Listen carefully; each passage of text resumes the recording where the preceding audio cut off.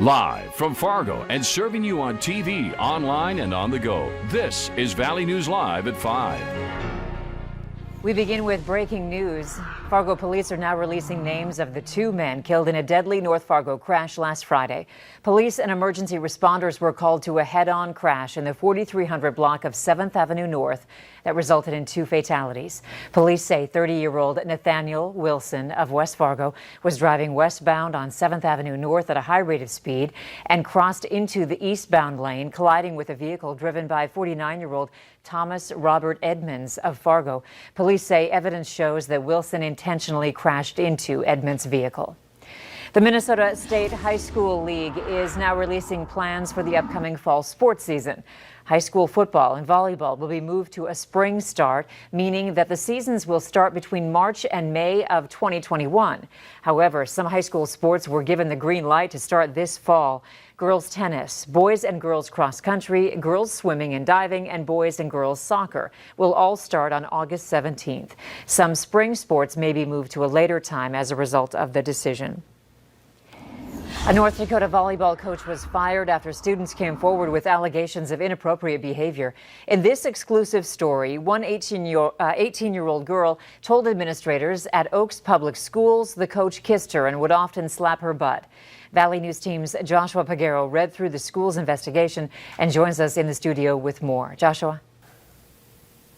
Andrea Brian Christensen was put on paid administrative leave on June 3rd and then fired once 2 teenage girls reported feeling uncomfortable around him. The 50-year-old was an assistant volleyball coach at Oaks Public Schools. His wife, Shari, was the head coach. The investigation began when an 18-year-old former student reportedly got a text message. It was Christensen inviting her to his barn one late Sunday night in April. The girl says while in his pickup, Christensen began rubbing her arm, torso, face, and shoulder and then kissed her on the forehead. She reported feeling uncomfortable and wanted to leave. She told the superintendent that Christensen would often slap her butt during high school volleyball practice, and this past winter appeared at her college town inviting her out to eat. A 17-year-old girl also came forward. She says Christensen invited her into his office to ask about her sex life, an exchange that made her feel uncomfortable. Moreover, she reported he would call her gorgeous and beautiful. Christensen denied all these allegations and claimed he was just helping the girls. He denied kissing the 18-year-old on the forehead initially, but then later claimed it did happen and he was counseling her. Christensen went as far as to call his former student a prostitute. Andrea? All right, thank you, Joshua. We reached out to the Oaks Public Schools superintendent but have not heard back yet from him. The Oaks Police Department tells us it has turned over its investigation into Christensen to the Bureau of Criminal Investigations. They are currently looking into it. As we move through the week, we won't see as many quiet days, but for now, let's enjoy it. Here's Hutch with a look at your First Alert forecast. Hey, Hutch. Hey, Andrea, thanks so much. I want to get right out of the gates with this. We have declared First Alert weather days for Friday, Saturday, and now Sunday as well. We'll have details on this, but some heat, humidity, and thunderstorms will be a part of each weekend day. For tonight, a few showers out to the far west, but most of us enjoying 70s. And your hourly planner for Fargo shows temperatures will continue in those 70s until sunset. Light winds, we will have increasing clouds, but Fargo stays dry, and Grand Forks expect temperatures to slip down into the 60s by bedtime as well. And a chance of some showers and rumbles of thunder in the overnight tonight. I'll have hour-by-hour details on when and where those storms are expected to roam here in just a few minutes, and we'll talk more about our weekend severe weather threat here in just a few minutes. All right, thanks, Hutch.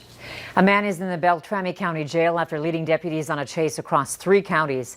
Beltrami County deputies spotted 2 vehicles driving recklessly near Bemidji.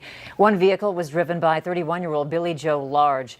Authorities say Large drove away when they tried to stop him, but was eventually taken into custody. Officers searched his vehicle and found a loaded pistol, drugs, and an off-road motorcycle that had been reported stolen.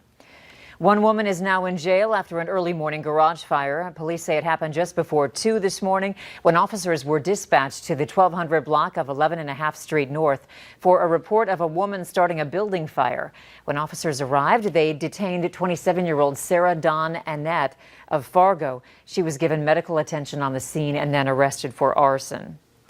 A massive fire in Minnesota this morning could be seen for miles. It started around 4 a.m. at a construction site in downtown St. Paul.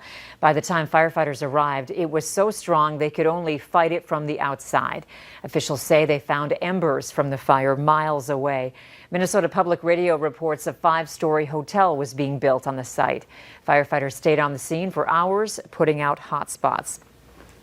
If Congress cannot come to an agreement on the next round of stimulus payments, President Donald Trump says he will step in. It's just one of the topics the president discussed with Valley News Live's Washington bureau chief, Jacqueline Policastro, at the White House today. In this broadcast exclusive, Jacqueline also asks the president how people can stop the spread of coronavirus and how a vaccine would be distributed to Americans. Mr. President, Congress is still debating over the next round of stimulus payments. If they don't act, do you plan to step in?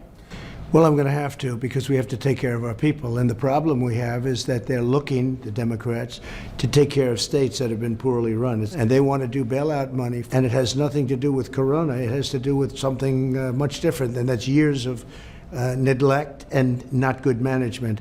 And we don't want to do that. Do you think people on unemployment should continue to get the extra $600 each week? Yeah, I want to get them. I want to get them a lot. It's not their fault. It's China's fault that this whole thing happened. You want to prevent new coronavirus hotspots, but you're against a lockdown and a national mask mandate. So how do you plan to get the virus under control? Well, people have to watch it. And, you know, there's a big theory on many different things. Number one, it's distancing. Here we are distanced. Normally we'd be a little bit closer. We'd be sharing a microphone. And we want to get back to those days. But you want to have distancing. You want to have great hygiene and washing the hands. People question masks, but there's no downside in wearing them, and you go with the masks. And you do things, and yeah, we're beating it. You take a look. Much of our country is doing very well. You sound positive today. Some of the top doctors, though, have talked about the spread across the country, and people are still getting sick.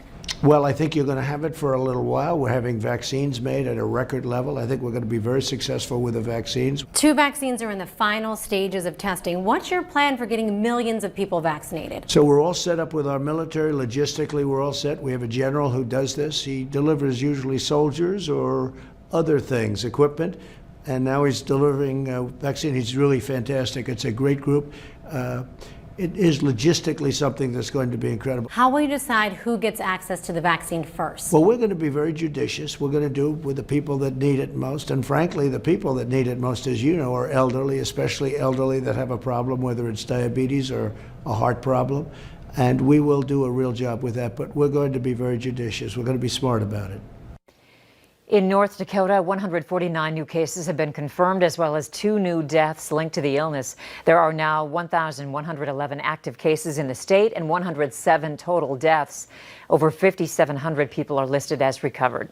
In Minnesota, 606 new cases have been confirmed, along with 4 new deaths linked to COVID-19. The death toll in Minnesota now sits at 1,620. Over 50,000 patients are listed as recovered. A Democrat who is leading COVID relief bill negotiations says talks are moving in the right direction. Senator Chuck Schumer made that assessment this morning, days after enhanced federal unemployment checks and eviction protections lapsed. He's pushing for more than the $1 trillion bill offered by congressional Republicans last week. All this as Senate Republicans disagree among themselves about how much the next bill should cost. A top House Democrat adds that direct aid to state and local governments is a line in the sand for his side. After a week of stalled talks, because Republicans could not articulate a position on hardly anything, I believe we're making progress. We came closer together on several issues. However, we remain far apart on a number of issues, but we're finally moving in the right direction. Schumer and Speaker Pelosi are directly negotiating the relief bill with a White House team. The Barnesville Public School Board has approved a 6-month contract extension for school resource officer Jeff Theraldson. The Barnesville superintendent says the school board approved the contract for the first half of the school year and did ask the city to look at their next fiscal year budget to see how much they could put toward the position. The superintendent says the city's budget will not be decided on until as late as December. He says if the city cannot financially support the SRO position full-time for the second semester, the school board will look at reducing hours. August 31st will mark the last day residents in Cass and Clay counties will be able to use the Code Red system, as a new and improved Cass Clay alert system will soon take over. It's similar to Code Red, and the system will be used for emergencies like shelter-in-place orders and severe weather alerts from area law enforcement as well as fire and emergency officials. It allows us to actually send individual messages to those residents in a geographical area, say the area that has to be evacuated. Are you okay? What do you need? Were you able to get out? Text yes if you're okay, no if you need further assistance, and then we can follow up on that.